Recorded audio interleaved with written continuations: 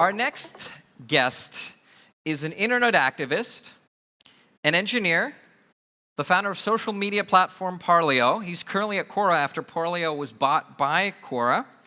And he's here to tell us a little bit about humanity, the pursuit to unlock life's biggest mysteries. I'm very curious to hear what he has to say. Ladies and gentlemen, please welcome Wael Ghonim. Hey, welcome. Thank you. Thank you. I'm very happy to be here. A few months ago, my daughter, she's sitting here, was telling me, she's never been to Europe. She said, I really wish to visit Europe. And then Jonathan emailed me saying, do you want to come and speak? Funny enough, my daughter said that she wanted to visit Zurich. So I'm glad that she made it. I hope I won't embarrass her today.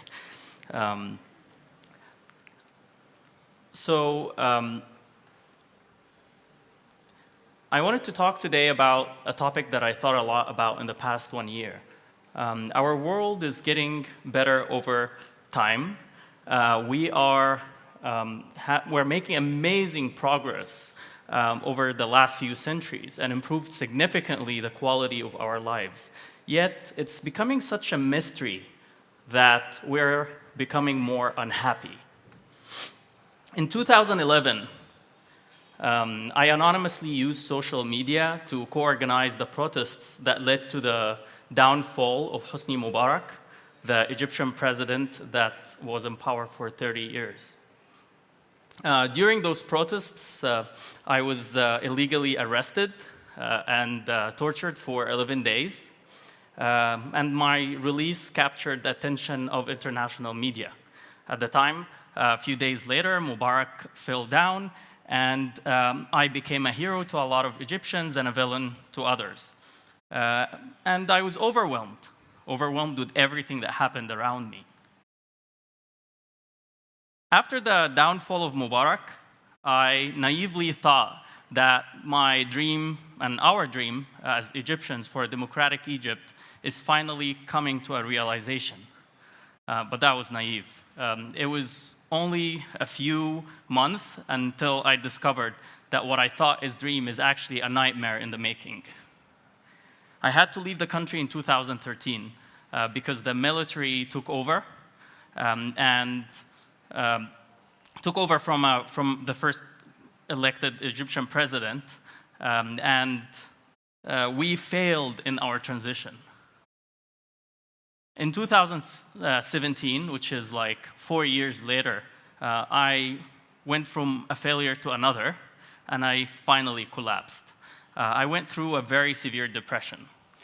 The disconnect between my naive expectations and the reality was the main reason for this depression.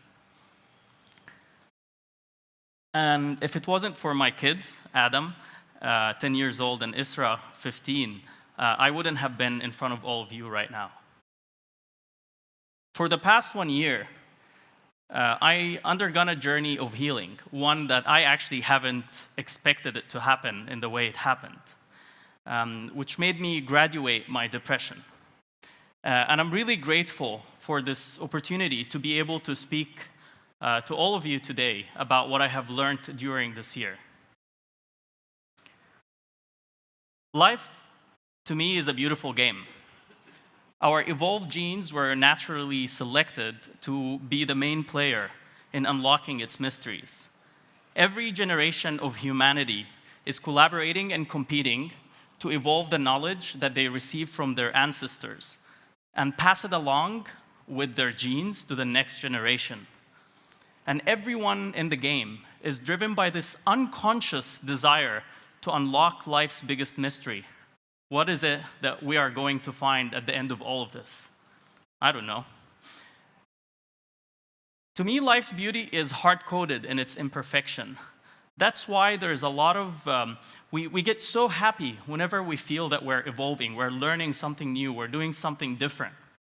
And I realized that my personal happiness is highly connected with how much I evolve and impact that game.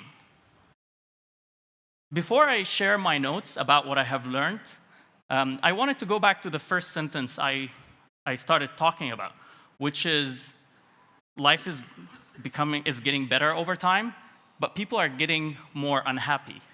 How so? I remember watching a comedy YouTube video by a comedian named Louis C.K. And he talks about airplanes. I travel a lot. I traveled a lot in the past few years. And I remember getting very frustrated whenever the plane is delayed. And until I watched this video. And the guy was talking about how ridiculous are we. We're ungrateful species. We're sitting down on planes. In about 40 minutes after a delay, we're angry and frustrated, and we're not really appreciating the fact that we are undergoing a miracle. You are flying 30,000 feet away from Earth on a chair, going thousands of miles to somewhere else, and you're taking this for granted and so angry that there's some delay. Since then, I'm totally okay with staying in planes and appreciating and being grateful for the fact that I could actually fly. But aside from the joke, Hans Rosling, the Swedish public health expert, spent a big portion of his life trying to understand this phenomena. Why are we so unhappy despite the fact that there's a lot of progress taking place in the world? Our ancestors, thousands of years ago, survived the cruelty of nature using their fear instinct. It's those who got too comfortable ended up becoming delicious meals to the bears and the lions in the jungle.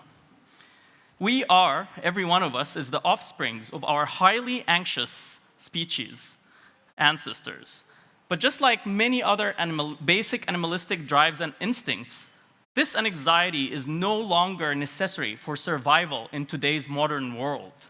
And to the contrary, sometimes those instincts are becoming vulnerabilities that others use to exploit us. Capitalism commoditized attention and made it a product that many stakeholders are competing for.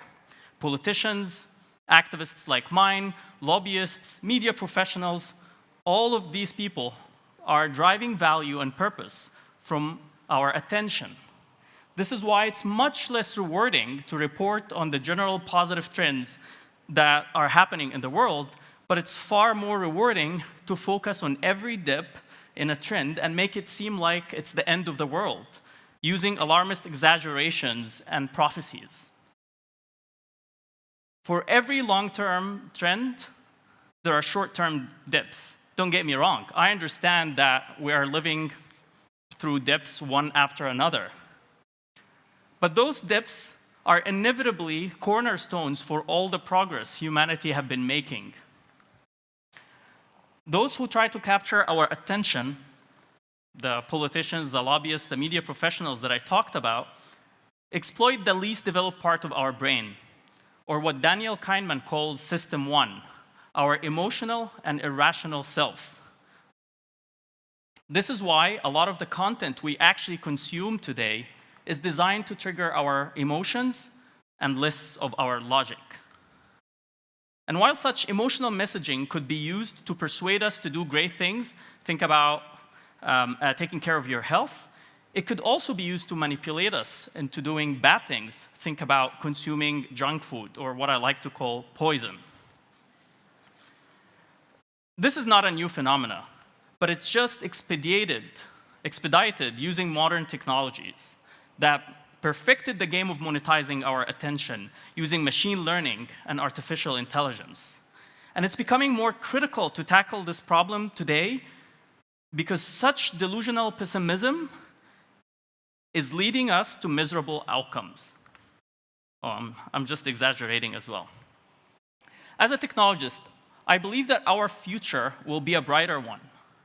Humans have this great ability to self-correct and learn from their mistakes, and this has been demonstrated throughout history. Otherwise, we wouldn't have been here. An aerial view of human history will show us what we have done over centuries.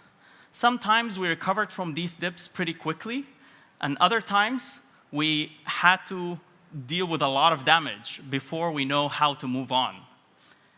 But as we advance technologically, our dips could become more collaterally damaging. and require much more time and energy and effort for recovery. This is why people like us must rapidly evolve the checks and balances into our systems. As for the rest of the talk, this is exactly what I'm going to be talking about. The first point I wanted to make is the importance of embracing reality while becoming possibilists. I hear that from what I understood, I don't speak German, but from what I understood, I hear a lot about optimism. And I like to, I like to talk about a little bit of what I've experienced in 2011 and going forward. It was a series of disappointments because I've had a lot of unrealistic expectations, such as thinking that democracy is going to flourish right after an event that took place for 10 days, discounting the fact that we were living in a dictatorship for over 60 years. This dictatorship, I'm a product of this dictatorship, and so is other 100 million people. They lived through this system that taught them to be closed-minded. You cannot really expect that realistically everybody is going to wake up in the morning after the protests and become open-minded. That never happens. Having realistic expectations is a cornerstone for rapid progress. Lowering our expectations strips us from our full potential, while having unrealistic increased expectations is a gateway for disappointment. To embrace reality, we need to evolve our thinking process. Whenever reality doesn't meet our expectations, we should ask ourselves what was logically wrong with our expectations, not curse the reality. It strikes me when I see activists paint Prussian cups as bastards, or politicians on one side of the spectrum believing that everyone else on the other side of the spectrum are just pure evil.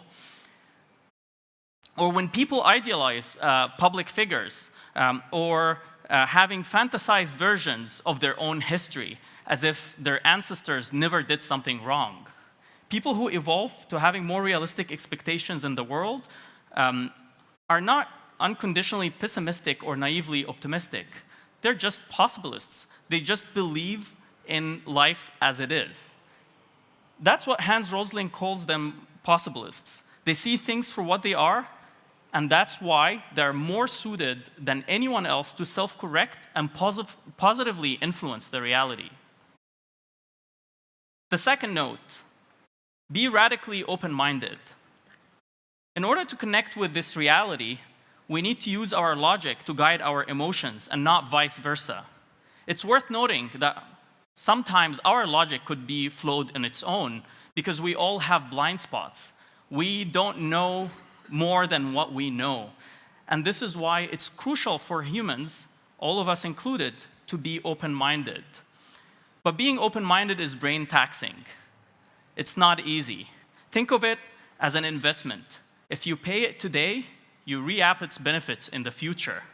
While being closed-minded saves you a lot of time and energy at the time being, but it strips you from a lot of potential in the future. Not only that, it could also introduce you to a lot of problems.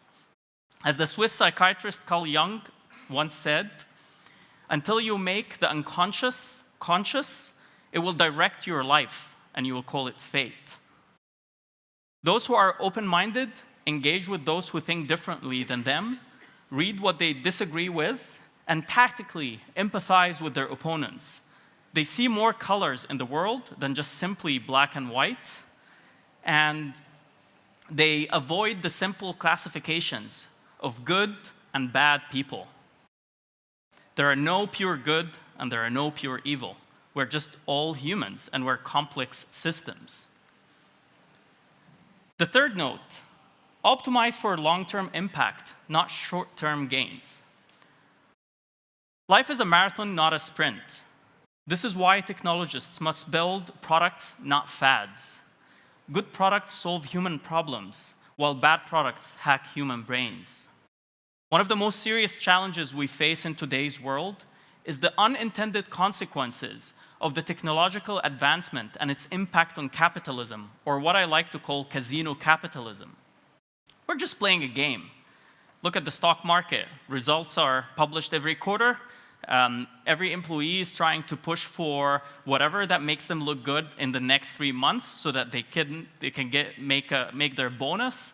And no one is thinking about what is the impact of what we're doing now 10 years from here. Well, it's true, it's like pretty hard to actually forecast that. But most of that effort is not even done. Our economic systems of today reward us for the short-term gains, even those that inevitably result in bad outcomes for humanity on the long term. Again, take the junk food industries. I eat junk food, unfortunately, but it's just one of those things that boggle me. Like, how come we're still in 21st century selling poisons for everyone and advertising for them? And these companies are making billions of dollars out of poisoning humans. And the society overall pays for that on the long term. It's not only junk food, but also modern technologies are playing a big role in such a phenomena. And this is why it's becoming far more crucial to design systems that weigh in the second-order consequences and the third-order consequences, and not just optimize for the first-order consequences. For our species to progress, we must create enough checks and balances that penalizes products that only optimizes for the first-order consequences. This is particularly serious in the era of artificial intelligence, biotech, and genetic engineering. Technologists need to slow down and fix things rather than move fast and break things, which is a motto that, while it expedited the progress of our industry, it also introduced us to a large set of problems, a lot of which could have been avoided. This is why I'm a firm believer in the importance of regulating this industry on a global scale. Technologists must be incentivized to invest in socially responsible products and companies that advances our common cause as humans, not polarize us and tear us apart. Governments and civil society must put forward the right checks and balances to enforce that. The fourth note, build anti-fragile systems. For any system to survive, it must demonstrate the ability to adapt to new conditions. In rapidly growing and changing world, it's crucial for us to continuously patch our social, economic, and political systems. A lot of these systems today are full of outdated functions. I come from a country in which the system is completely outdated. And this is why you see the conditions deteriorating in reality. And this is why Egypt and many other developing countries are actually not really developing, or the pace of their development is extremely slow if compared to countries like yours. The lifespan of a rigid system is inversely proportional to the rate of change at time of its existence. I like to think of one of the most amazing things I've always thought about is the Egyptian civilization actually lasted for 3,000 years. It's actually more than even Christianity didn't last for that long yet. But at that time, the pace of change was much slower than the pace of change of today. This is why we really need to take this notion of adapting and updating our outdated political and economic and social systems very seriously. Modern civilizations not only need to become resilient, but anti-fragile. As Nassim Taleb defines it, anti-fragile systems thrive, not only are resilient, but also thrive when exposed to volatility, randomness, disorder, and uncertainty. The fifth note, reward good behavior and don't reward bad behavior. This is something I hope I do with Isra a lot. There are bad actors within any system. Those are the hackers who use the system loopholes to exploit for their advantage, regardless of the greater good for people. The higher the rank, think of Trump when I talk about this. The higher the rank of a player in any game, the more contagious their behavior becomes in the network. And this is why it's crucial to build systems within them, checks and balances that correct the bad behavior of these players or replace them with better senior players. And the longer it takes for this change to happen, for this correction to happen, the more the damage becomes. Likewise, it's crucial to reward good behavior and make that reward proportional to how desirable such a behavior is in the network. The final note I wanted to make is embrace the era of new power. Over centuries, accumulating wealth was correlated with how much exclusive knowledge ones have. The kings and the queens have access to all the knowledge in the world. This is why they kind of control everything. But the first 2 decades in the 21st century witnessed a rapid information evolution, the likes of which was never experienced before. Access to knowledge was significantly democratized thanks to the first wave of the internet. But then content creation was also significantly enabled thanks to the second wave of the internet, or what is called Web 2.0. The second wave of the internet, that was called Web 2.0, took us to the next wave of decentralizing the process of content creation. So today, an average citizen, me or you, would hold a phone that the most advanced CIA intelligence officer 50 years ago wouldn't have access to half of the information that we have. And we also have access to creation tools or publishing tools that the most sophisticated publishers 60 or 70 years ago would not have had access or reach to. This massive democratization of both access and creation of knowledge will further advance the power of individuals and will inevitably lead to a long-lasting trend of decentralization of power. Cryptocurrencies that happened a few years ago was not a coincidence. It's just the evolution of what was happening in the world.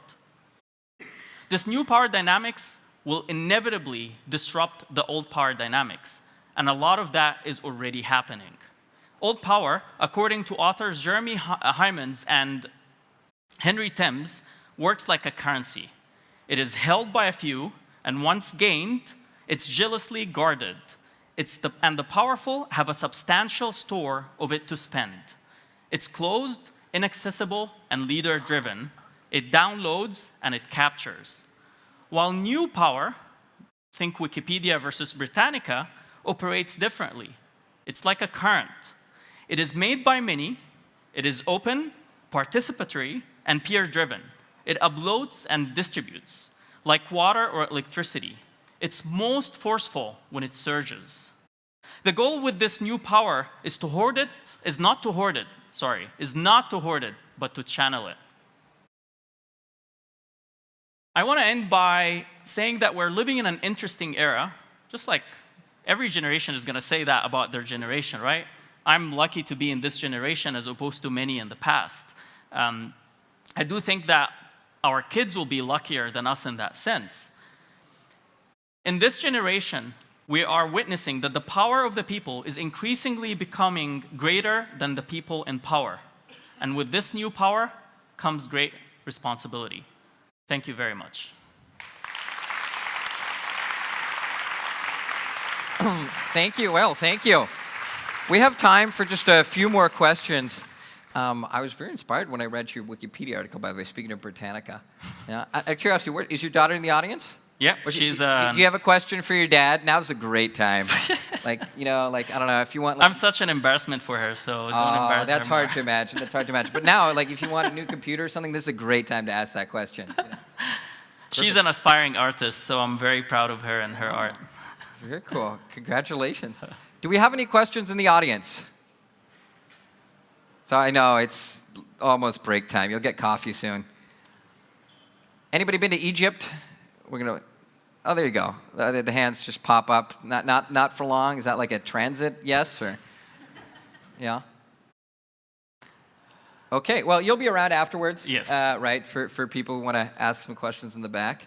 But thank you very much. It was a real pleasure to have you here. We got you a little something. Also, we got you a stylish Friday bag. I know it's not Friday, but it's pretty much Friday. Thank you very much. And you also got your presenter for next time if you need that as well. A little sexier than that thing. Perfect. Thank you. Hey, it was a pleasure. Thank you. Thanks.